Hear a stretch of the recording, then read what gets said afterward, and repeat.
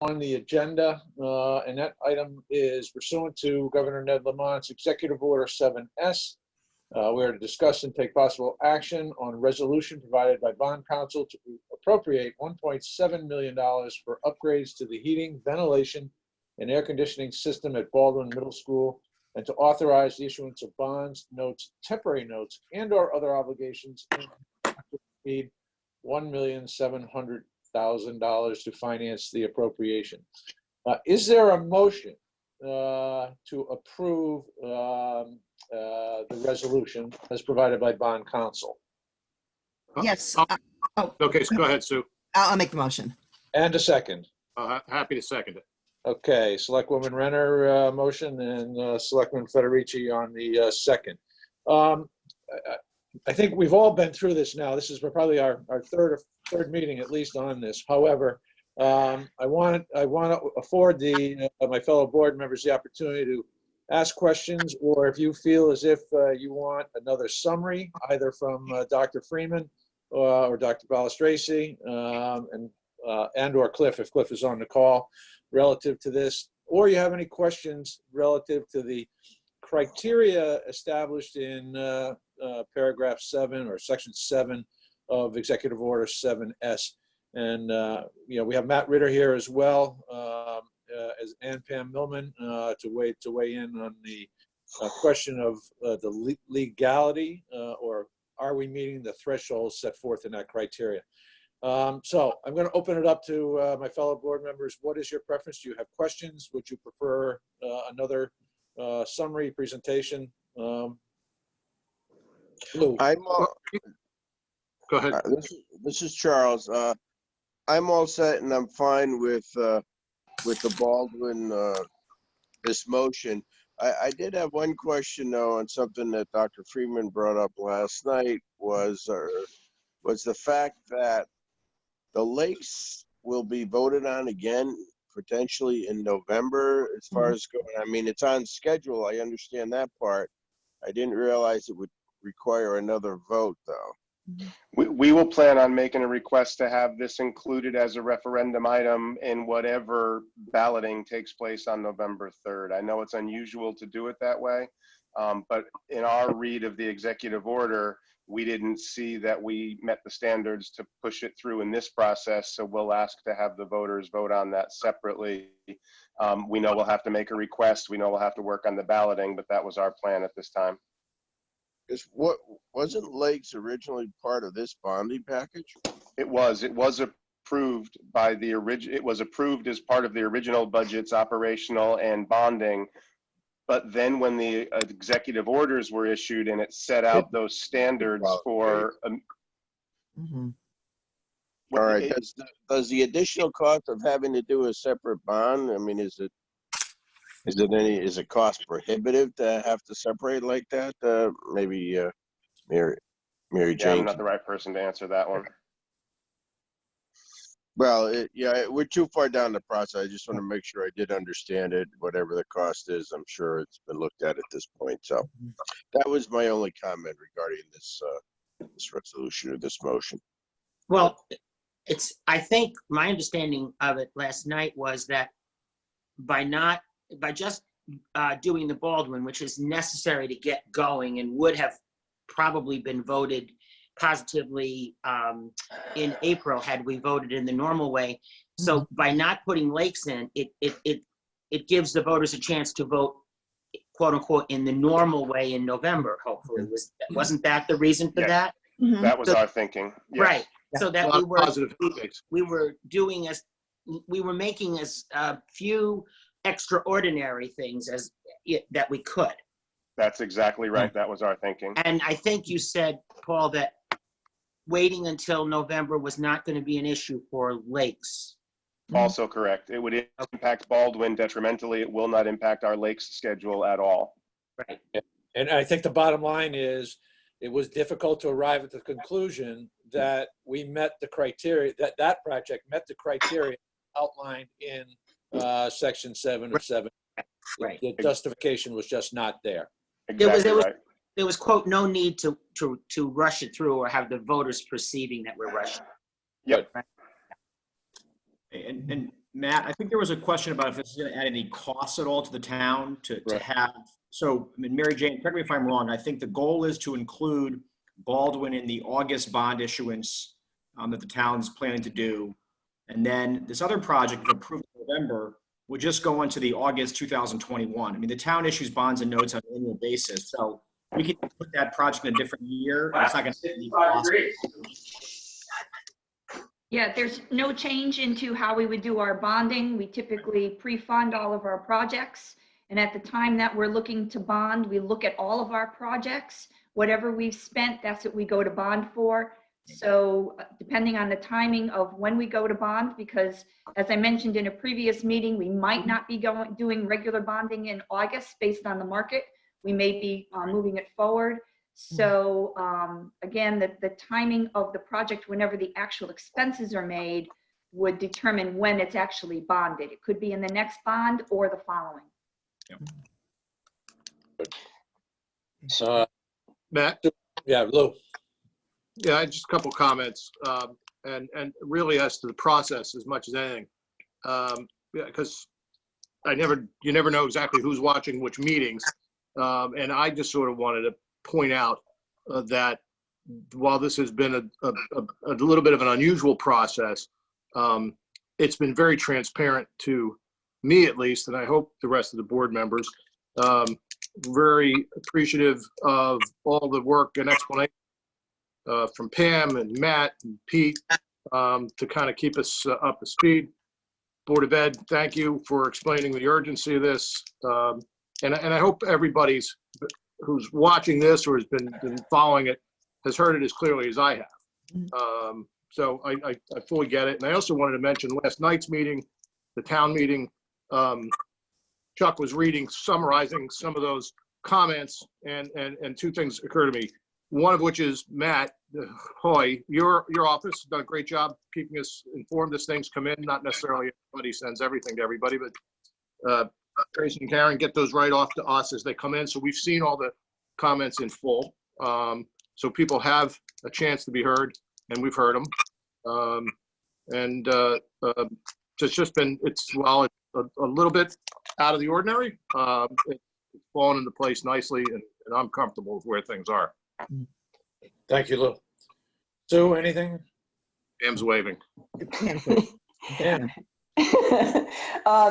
I think, Matt Ritter, if you agree that, each meeting is separate, so it might be helpful to lay out the threshold so that it's in the minutes that is required by the EO, and then to lay out the reasoning that you've met the threshold, even though it's repetitive of each meeting. But Sure.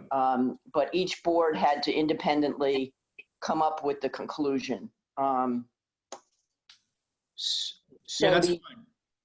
I'm Yeah, sure the makes members sense. don't want to hear it again, but it's Yeah. probably good for posterity to have it recorded. So again, under Executive Order 7S, we were looking at a couple things. Number one, and this was a good point made by the Board of Finance, the executive orders relating to your annual budget don't give you any option. Those have to be adopted without going to any meeting or referendum. This executive order did give some wiggle room to go to referendum or a town meeting for in-person voting for something like a bond authorization, if you could do it safely.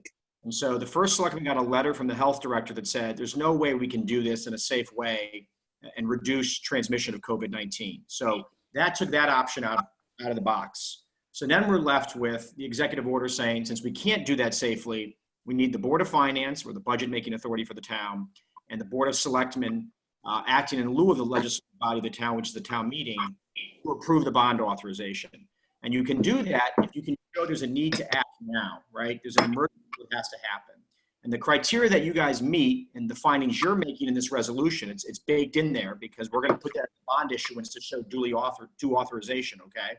One is significant financial loss. Dr. Freeman and Cliff have talked about the cost of rebidding and how this is tied into the energy performance contract. That's all baked into your resolution. The second thing is protecting the welfare of the people of the town of Guilford. And I think Dr. Freeman talked about how classrooms got to below 65 and the danger that could pose to students. So those two things together with the letter from the health director, we think meet the standard on the executive order. Thank you. Thank you, Matt. Thanks, guys. You got it. Sue, anything? Yeah, a couple comments. First of all, so we're actually making a sort of a two-level decision here. One is whether the requirements of the executive order have been met. And then the second is if we do decide to act in lieu of the town meeting, how would we decide? So there's sort of a two-step process to it. In terms of the town meeting comments last night, 2 of the 4 or 5 comments spoke to the fact that we're considering a $1.7 million project like this during the COVID-19 situation.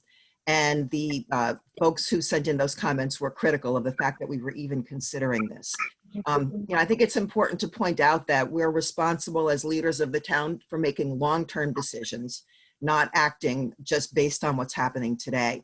The $1.7 million obviously is not going into our operating budget. It's going to be bonded when the time comes to be paid for over the period of time when the taxpayers and residents at that time will be benefiting from the project. Having served on the Board of Ed for a number of years, I'm very familiar with the need for this project. How ironic would it be if we finally get our kids back into school next fall and the system fails and they're out of school again? The fact that every kid in town goes to that building for 2 out of their 13 years of public school. And this is not something we can take a chance with at this time. It's part of a long-term project that we've already done the first chunk of. We probably would have done the whole thing at once if we didn't have to work within the confines of, working during the summer like we've always done in the past. So to me, it's clearly meets the requirements of the executive order, and it's something that we need to go ahead with. Thank you, Sue. Well stated. Well stated. I obviously also support this initiative. I think we've met the criteria, and I agree with Sue. There are sometimes we have to make decisions that are seemingly unpopular at the moment, but for the benefit of the community in the longer term. But the fact of the matter is we needed to do this regardless of the COVID-19 thing. The Board of Education had unanimously passed it along to the Board of Finance. The Board of Finance actually voted this out in March as a project that they felt the voters should support by sending it to the referendum. So I'm fully comfortable with moving this thing forward. Any final comments or questions before I call the question? Hearing none, I'll call the question. Selectman Federici. Aye. Selectman Haverda. Aye. Selectwoman Renner. Aye. Selectwoman Ruoff. Aye. Selectman Hoy is also an aye. Motion carries. I believe that concludes our business, but before we leave, I want to thank the entire board as well as all the other participants on this call for having allocated and dedicated the time you have to these special meetings. I think it's well warranted. Also to the staff, Matt Ritter, Tracy and Pam, as well as Linda and Cliff. And thank you very much for all you've done and continue to do on behalf of this community. So, Hey, Matt, before we go off, can I jump in with one question? Certainly. I've had some questions from folks. I mean, it's a special meeting, but nonetheless, again, people may be watching. And this week, I think everyone's anticipating things are going to be happening, things are changing at the state. Where does the town stand with regard to town services? The town services have not, as you're probably aware, have largely remained intact, with the exception of the facilities of the community center and the library and the programs associated with those 2 organizations. Everything else has been business as usual. Well, business as usual, modified business as usual. With an asterisk. With an asterisk. Every department has been open for business, albeit on a limited basis, rotating schedules, slimmed down staff. At this point, I have been working with my department heads on a plan to start to bring back to full complement. We are sticking by the 50% rule that the governor has issued relative to offices. Even though we are deemed essential, I want to mirror what the governor has laid out for traditional office building. There will be some exceptions to that 50% rule. I have empowered each of my department heads and have actually asked them and empowered them to put together a plan based on the unique needs of each one of their departments. So for instance, we will be at 100% staffing in the tax collector's office because we have a relatively new employee there who needs the benefit of hands-on training prior to the tax collection season. We're only 6 weeks away from hopefully people starting to pay their taxes, even though we've put the deferment in. So each department is going to have some flexibility in terms of how they staff up. I am planning on unlocking the doors to Town Hall next Wednesday, as well as the Town Hall South, so folks can come in. That may create some challenges relative to, we don't think there are throngs waiting to get in, but in terms of controlling the number of people in certain offices, particularly the town clerk's office. I've engaged Todd Rake from the maintenance staff at Park and Rec, as well as Steve Nidorf, our building director. We are putting up plexiglass partitions wherever appropriate. We've already got a couple. We have one in the assessor's office. We have one in the tax collector's office. Anybody's interested in looking, they're certainly welcome to. We will have them in each of the offices to provide a physical barrier between our employees and the general public. We are also implementing the best practices rules, where coming into and out of the building, town employees will have to wear a mask. If they're in an office where there are other folks and are not separated or isolated, they will have to wear a mask. We are stepping up the cleaning requirements through Steve Nidorf's organization. There are some who are we're going to be giving them individuals additional wipes and so forth, so they can clean their own desks in addition to what is being done by the staff on the common area. So we're implementing largely the best practices as issued under the guidance through the governor's office, and making those applicable because our employees need to feel comfortable and feel safe coming back to work. I hope that answers the question, Lou. If there's anything specific, I'd be happy to answer it. No, that's great. Thanks. People appreciate it. No problem.